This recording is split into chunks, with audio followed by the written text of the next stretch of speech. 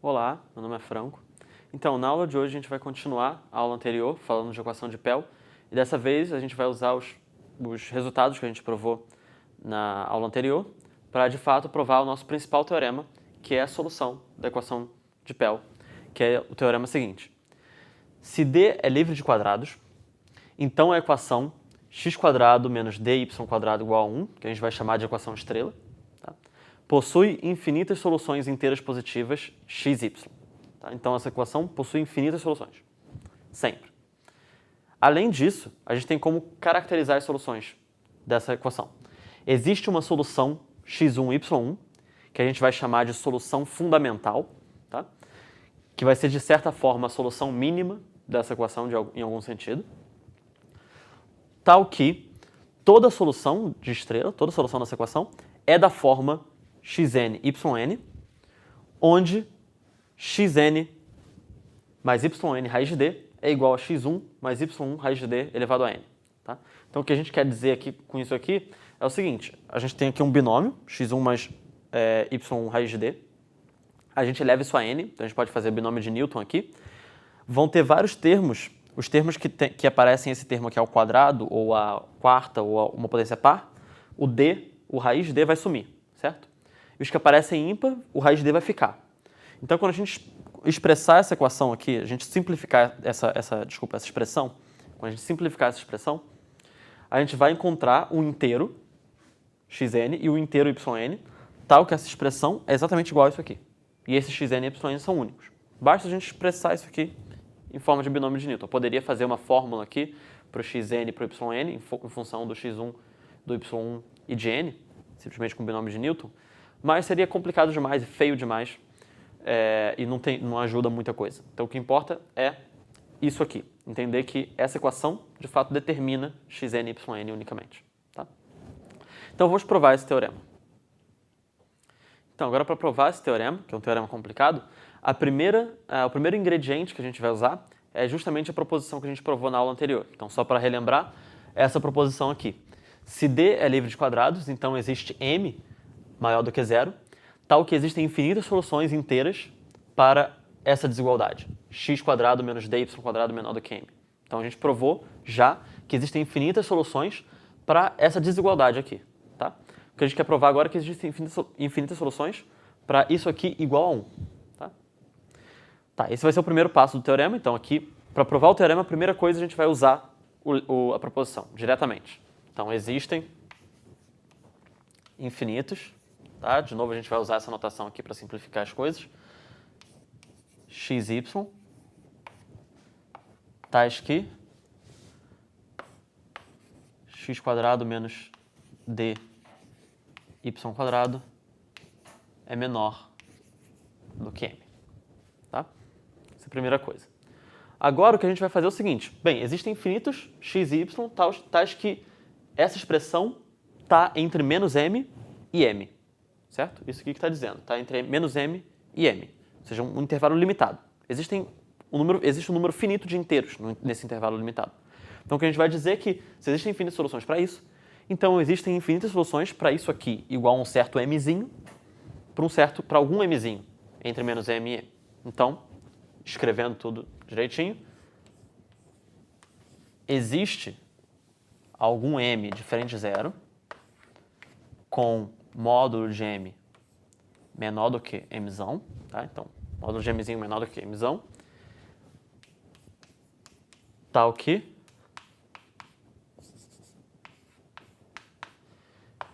existem infinitos x e y tais que x² menos dy² é igual a m. Tá? Então, se tem infinitos x e y tais que está limitado entre menos m e m, então existe um m específico onde infinitas soluções, onde a gente acha infinitas soluções para isso aqui. Tá? Tá, bem, agora o que a gente vai fazer de novo é o seguinte. Fixado esse m e essas infinitas soluções que a gente achou, o x e o y tem possibilidades limitadas de restos na divisão por m. Tá? Então, x pode ser múltiplo de m, seja congruente a 0, 1, 2, 3 até m menos 1. Y também pode ser congruente a 0, 1, 2, 3 até m menos 1, certo? Módulo m. Então, existem no máximo m quadrado possibilidades de resto de x e y ao mesmo tempo. Tá? M para x e m para y. Bem, m quadrado é um número finito, a gente tem infinitas soluções. Então, existem infinitas soluções com x e y deixando o mesmo resto na divisão por m. Tá? Então, a gente vai de novo reduzir ainda mais. Existe, digamos, x1, xn, yn, com n maior ou igual que 1, ok? Ou seja, uma sequência de números infinitos, todos diferentes, tá bom? Tais que xn quadrado menos d yn quadrado é igual a m para todo n. E, ou seja, isso aqui é só a linha anterior até agora, uma solução para isso aqui. E, além disso, xn é congruente a x1 e yn é congruente a y1. Tudo isso aqui, módulo m. Ok? Ou seja, basicamente que toda essa sequência, xn, yn, além de ser solução, todas elas têm o mesmo resto na divisão por m. Tá? Bem, baseado nessa sequência, a gente vai agora construir uma infinidade de soluções para a equação original. Tá? Então, a primeira coisa que a gente vai observar é o seguinte: a gente vai pegar, digamos, a segunda solução, o x2, y2, e a primeira solução, x1, y1. A gente vai dividir duas expressões. Então, a gente vai fazer o seguinte: a gente vai considerar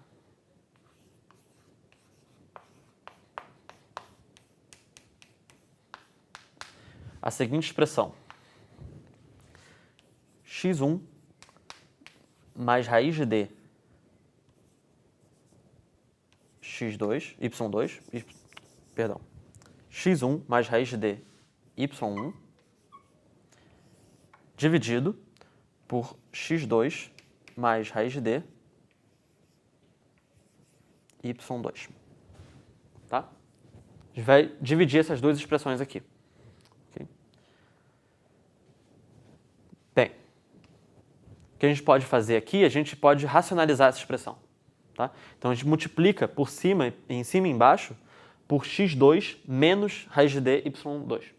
Então, do lado de baixo, aqui embaixo vai ficar x2 quadrado menos d y2 quadrado, que é igual a m, certo? Então, no denominador vai ficar m, simplesmente. E no numerador a gente faz a conta e acha que vai dar. Então, isso aqui é igual a x1 mais raiz de d y1, que multiplica x2 menos raiz de d y2, tudo isso dividido por m, certo? Bem, agora a gente vai abrir essa expressão aqui, tá? Que está no numerador. Então, essa coisa toda vai ser igual, vou botar aqui embaixo. Então, primeiro a gente vai separar as partes que vão aparecer raiz de d, a parte irracional e a parte racional, que não aparece raiz de d. Então, x1 com x2 vai ficar inteiro, e esse aqui, o raiz de d y1 com raiz de d y2, vai ficar inteiro também, porque o raiz de d vai virar d. Tá? A gente vai juntar esses dois termos, então vai ficar x1 vezes x2 menos d y1 y2, tudo isso dividido por m, okay? Mais o quê? Então, mais, agora a gente vai botar os termos que aparecem em raiz de d.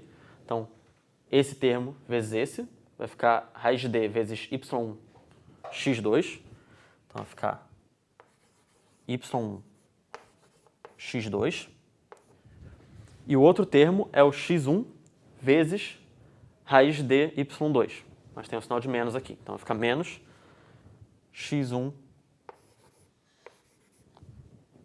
y2,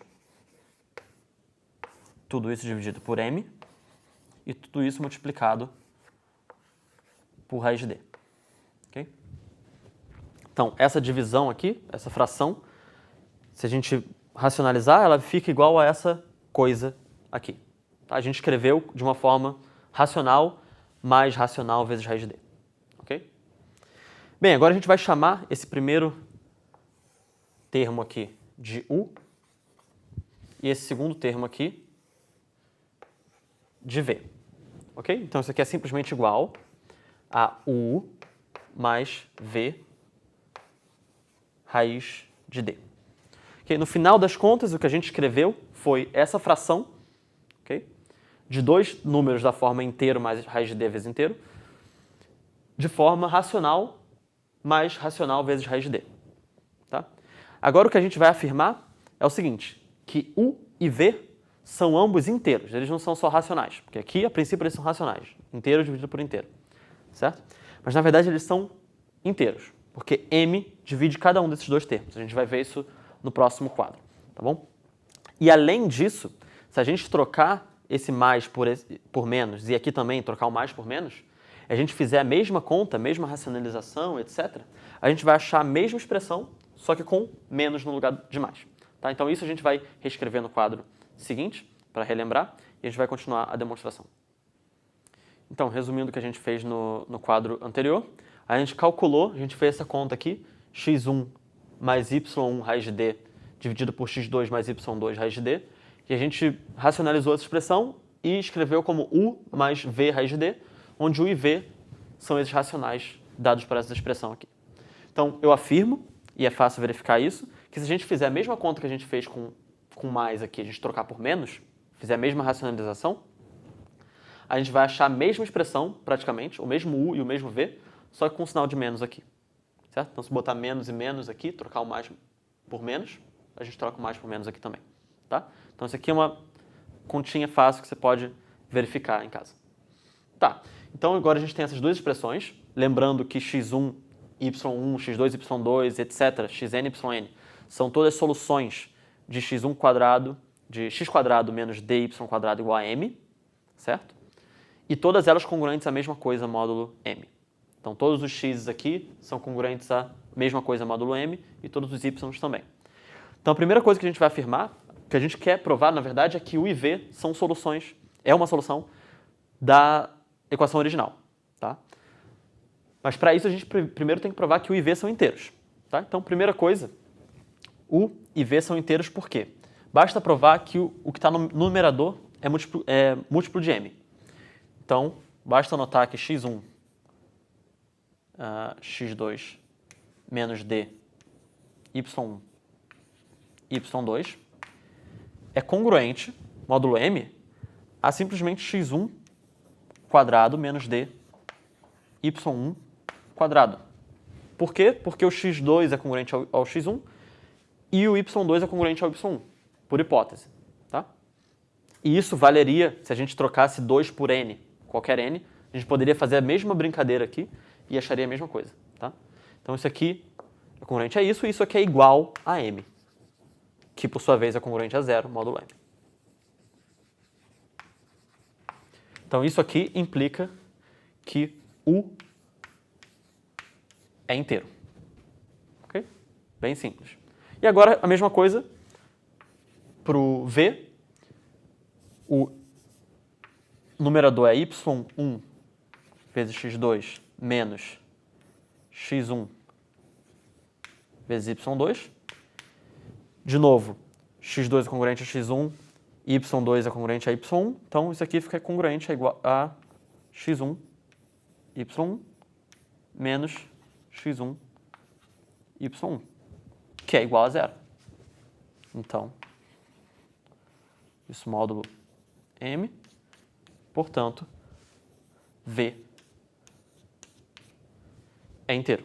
Tá? Então, a gente usou simplesmente que x, n, yn são todas soluções congruentes à mesma coisa, módulo m. Tá? Então, u e v são inteiros, e a gente tem que essas duas expressões aqui são verdade. Bem, agora a gente multiplica essas duas equações, certo? Se Se a gente multiplicar as duas equações, vai dar o quê? Bem, primeiro a gente vai escrever o lado direito, uma diferença de quadrados, certo? Então vai ficar simplesmente u quadrado menos dv quadrado, certo? Se a gente multiplicar isso aqui por isso aqui. E agora se a gente multiplicar isso aqui por isso aqui, tanto no numerador quanto no denominador, a gente vai achar uma diferença de quadrados de novo, certo? Então, no numerador dessa expressão, a gente vai achar x1 quadrado menos dy quadrado. E no denominador, x2 quadrado menos dy quadrado. Certo? Então isso aqui é simplesmente multiplicando essas duas equações. Bem, agora ficou simples. Tanto o numerador quanto o denominador aqui são iguais a m. Então isso aqui é simplesmente igual a m dividido por m, que é igual a 1. Pronto. Então u e v são, de fato, solução da equação que a gente queria. O quadrado menos dv quadrado é igual a 1. Eles são inteiros. Certo? Então, dado x1, y1 e x2, y2, duas soluções de x quadrado menos dy quadrado igual a m, então, dadas duas soluções disso aqui, congruentes à mesma coisa módulo m, a gente conseguiu gerar uma solução, uv, da equação igual a 1, certo? Trocando m aqui por 1. Então, agora basta a gente fazer isso, em vez de a gente fazer isso para o 1 e para o 2, certo? A gente faz isso para o 1 e para o n, para qualquer n. Ok? A gente vai fazer a mesma coisa. Então, em vez de a gente achar uma solução u e v, a gente vai achar uma solução un-vn. Todas elas são diferentes. Isso é fácil ver, porque se os xn estão todos diferentes, então essa expressão aqui, que vai ser sempre 1, certo? E aqui, se a gente trocar o 2 por n, essas expressões vão ser todas diferentes. Ok? Então, os u's e os v's que a gente vai encontrar vão ser todos diferentes. Ok? Então, se a gente repetir o mesmo processo, trocando esse 2 aqui por n, para qualquer n, a gente vai achar não só uma solução, o v, como a gente achou, mas a gente vai achar, de fato, infinitas soluções. Ok? Então, a gente já provou a primeira parte do teorema, existem infinitas soluções. Agora, basta provar a segunda parte do teorema, que é que existe uma solução fundamental, tal que toda solução é expressa em função dela. Isso a gente vai fazer no próximo quadro. Então, agora, para terminar a demonstração do teorema, a gente vai caracterizar as soluções. Então, a primeira coisa, a gente vai ter que dizer qual é a nossa solução fundamental, que está no enunciado do teorema. Então, ela vai ser dada pelo seguinte, seja x1, y1, solução positiva com a expressão x1 mais y1 raiz de d mínima. Tá? Então, a gente já sabe que existem soluções. Dada todas as soluções, a solução positiva com essa expressão mínima possível, a gente vai chamar de solução fundamental, x1, y1. Então, seja uma outra solução qualquer,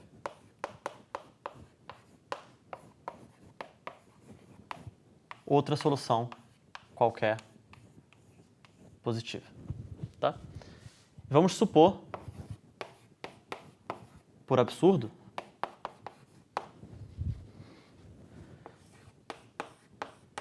que essa solução não satisfaz a caracterização que está no enunciado do teorema, ou seja, que x mais y raiz de d é diferente de x1 mais y1 raiz de d elevado a n para todo n maior ou igual a 1. Ok? Então, essa expressão, essa solução xy não é dada pela solução xn e yn que a gente tem no enunciado do teorema. Então, isso aqui é xn mais yn raiz de d, certo? Que a gente chamou de xn e yn no enunciado do teorema. Então, a primeira observação, que é bem simples, é que xn e yn de fato é uma solução. Tá? Isso é bem fácil de ver. Então, como a gente fez antes, essa expressão, se essa expressão é igual a isso aqui, se a gente trocar o mais por menos aqui, a gente troca o mais por menos aqui também. Tá? Esse é um exercício simples, que eu também deixo para vocês como exercício. Tá? Então, Dessa forma, a gente multiplica as duas equações, com mais e com menos. A gente vai ser uma soma de quadrados. A gente vai mostrar que xn quadrado menos dyn quadrado é igual a x1 quadrado menos dy quadrado elevado a n. Só que x1 quadrado menos dy quadrado é igual a 1. Então fica 1 elevado a n, que é igual a 1. Tá? Então, assim, falando meio rápido, mas isso aqui, xn y é de fato uma solução, tá? Da equação original. O que a gente quer provar é que x e y também é. Então a gente supôs que não é, que x e y não é da forma xn y, a gente vai querer achar um absurdo. Então se essa expressão é sempre diferente dessa aqui, então existe, como isso aqui é crescente, né? Isso é um número inteiro elevado a n, isso é crescente em n, então existe algum n para o qual esse cara aqui vai estar entre dois termos consecutivos da sequência. Então, existe n maior ou igual a 1, tal que x1 mais y1 raiz de d elevado a n é menor do que x mais y raiz de d, que é menor do que x1 mais y1 raiz de d elevado a n mais 1. Ok? Então, se isso aqui é verdade, a gente vai achar um absurdo. Como? Bem, esse cara aqui é simplesmente xn mais yn raiz de d. A gente vai dividir um termo pelo outro, como a gente fez na primeira parte da solução. Então, a gente vai pegar x mais y raiz de d e dividir por xn mais yn raiz de d, certo? Xn y raiz de d é simplesmente essa expressão aqui. Então, se a gente dividir por essa expressão, isso aqui vira simplesmente x1 mais y1 raiz de d.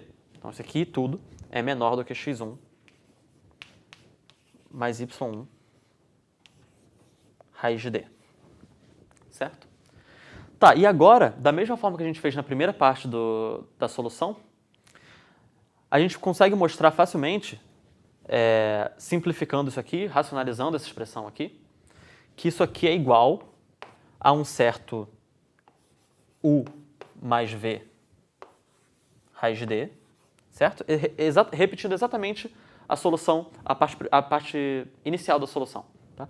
A gente racionaliza, prova que isso aqui é igual a isso aqui, que trocando mais por menos, a gente só precisa trocar mais por menos aqui também, e que u e v é de fato uma solução da equação, tá? Onde u e v são dados por isso aqui. Então, só repetindo a primeira parte. Porém, essa expressão, então, é menor do que essa aqui, mas a gente supôs que essa aqui é a mínima possível, certo? Então, isso aqui daria um absurdo, tá? Então, basta provar, e isso eu deixo como exercício para vocês, que repetindo a parte inicial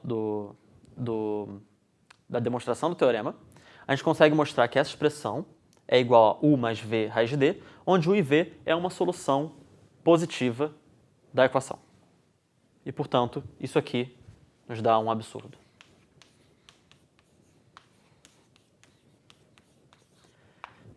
E, portanto, se isso é um absurdo, significa que toda solução tem que ser, de fato, igual a alguma solução xn, yn. Isso termina a demonstração do teorema.